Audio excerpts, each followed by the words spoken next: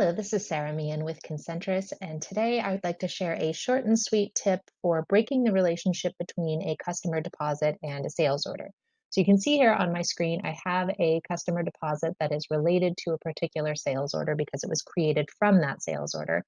And I'm in edit mode, but I don't have the ability to change this relationship. I can't unlink these two transactions. So there's actually a little trick to breaking the link. And if I come to the sales order, you'll notice I might have to do this a couple of times in my experience. Sometimes it does take a couple of rounds of saving it in order to trigger this, but it does work.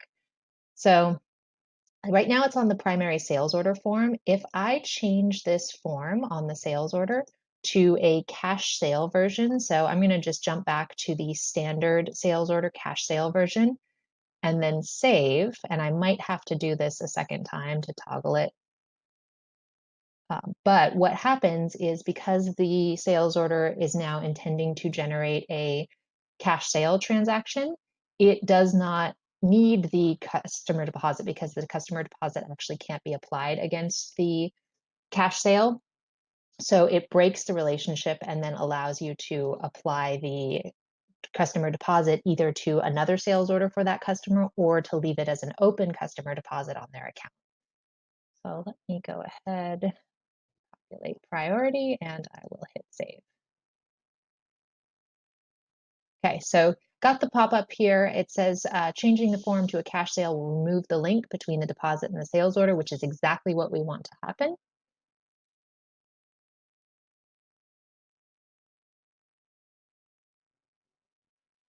And like I said, if you don't get that pop-up on the first time, you may just have to toggle that a couple of times and perhaps even save the record and re-edit it.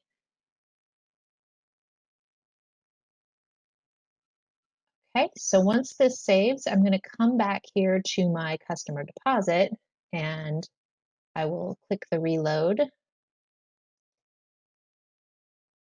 And what we should see is that the sales order is now a drop down that I can actually select from. So now I have the ability to either leave it unselected, which will make this customer deposit available to pay any open invoice, or I can relate it to a particular sales order, in which case when the sales order is billed, the customer deposit will be automatically applied to that related invoice.